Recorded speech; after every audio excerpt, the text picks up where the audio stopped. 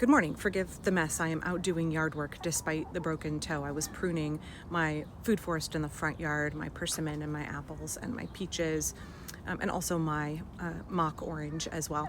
But now I'm down in the backyard. You can probably hear the chickens and ducks behind me. I am standing underneath an Illinois everbearing mulberry. This is an absolute beast of a tree.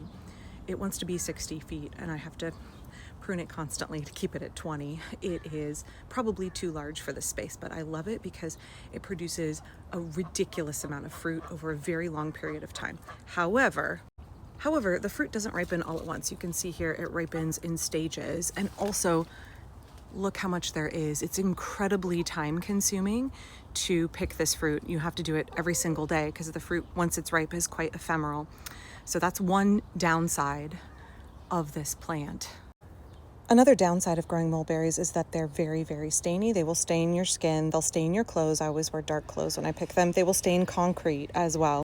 And unlike your blackberries and raspberries, which are actually not closely related to mulberries at all, despite them looking similar, mulberries are actually in the Moraceae, and their closest relatives are going to be figs and jackfruit. They're not at all closely related to raspberries and blackberries. But the mulberry has a stem that runs all the way through the middle of the fruit, so you can't eat the fruit without eating the stem. That's fine. It's all totally edible. Mulberries are also very, very sweet and not very acidic. So when I cook with them, I like to add lemon juice or lime juice. So I've got a broken toe. My foot's in a little boot. I can't really get up on a ladder, but even so, that's not the most efficient way to pick these. I often do pick them on a ladder, but the most efficient way to pick them is a technique I want to show you today. It's very, very lazy. It's very, very efficient. And it's something that if you grow a mulberry and you have an opportunity to clear space underneath it so that you can use this harvesting method, I really, really encourage you to do so. Again, here's my mulberry. All of this fruit, ripe and unripe. The ripe fruit falls very, very easily off the branch. If you barely touch it, it falls. If it's not ripe yet, you can bruise the fruit trying to pick it. So you see that? You just barely touch the fruit and it falls if it's ripe. So what I do is I put down a tarp, a clean tarp that only gets used for this purpose, and then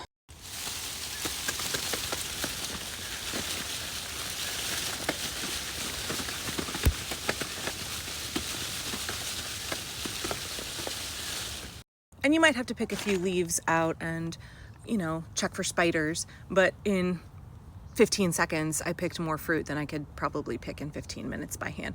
So I'll move this tarp around, and by the time I'm done, it will just be absolutely full of fruit, and I'll probably have a gallon at least for the freezer today. And then I'll just do that every single day.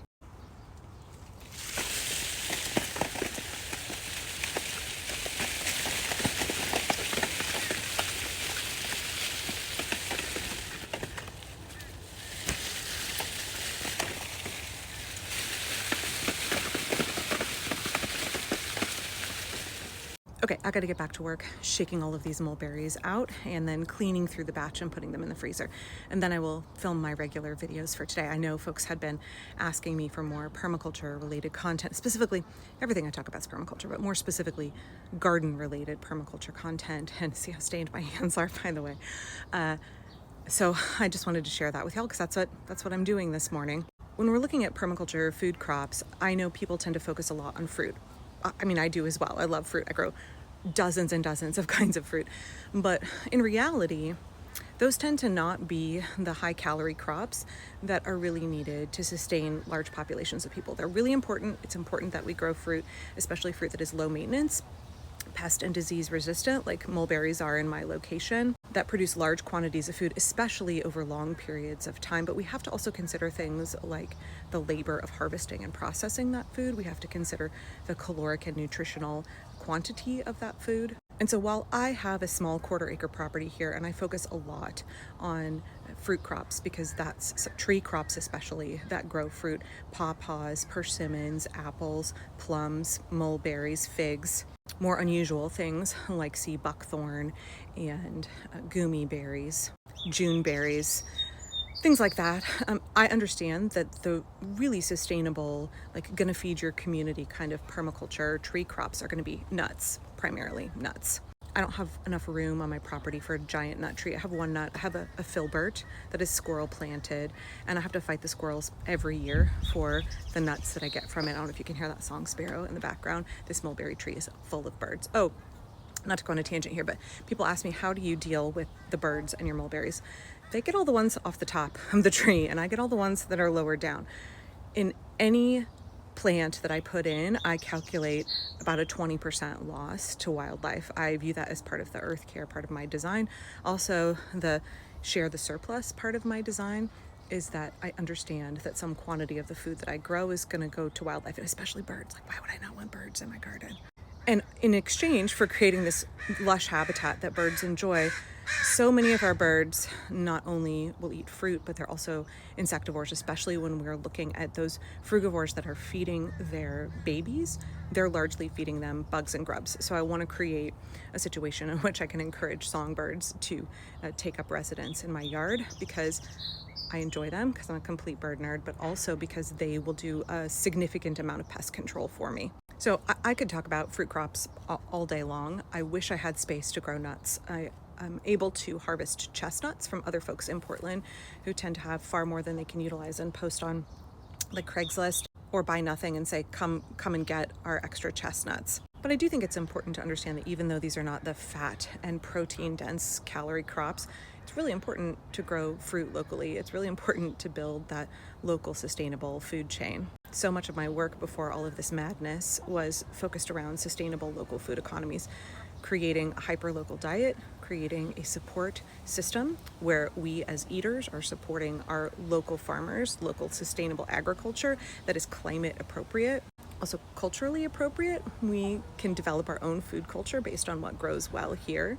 And I don't want to lose touch with that just because we're having to fight fascism now. In fact, I think the instability that we're seeing, the way Trump's tariffs are chaotic and are absolutely disrupting our food chain, the way that we are looking at our immigrant labor force being abducted and illegally detained by ICE, and how that's going to impact our agricultural industry. And it's even more important when we're looking at the fascist Republican Party and this big bloated budget bill, how they want to cut food aid, the SNAP program, that will leave a lot of people very hungry.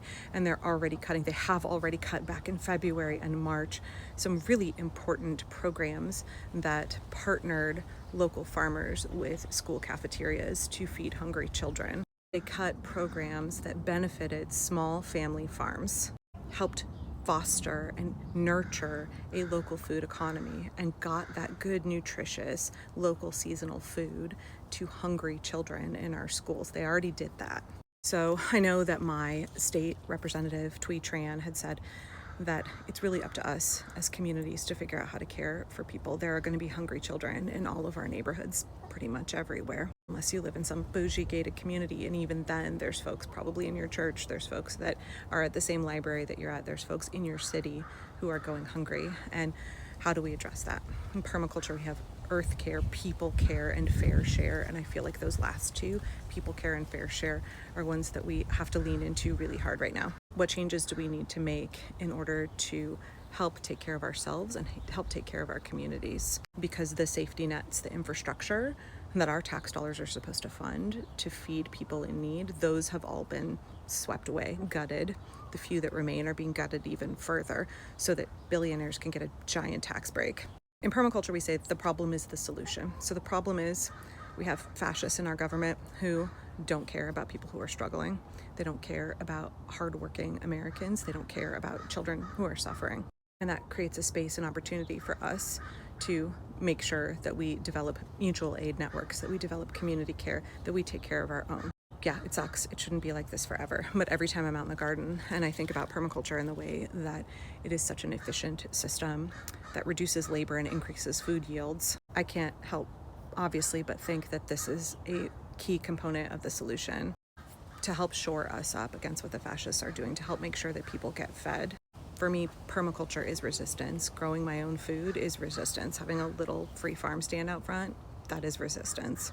And we have an opportunity here, I think, to look at vulnerabilities in our system that allowed the oligarchs, the giant corporations, and the fascists to take over and exploit those vulnerabilities. So how can permaculture and local sustainable food production be utilized here to help us be more resilient? Okay, I gotta get back to picking mulberries, and I'll make some regular videos when I get inside and get cleaned up.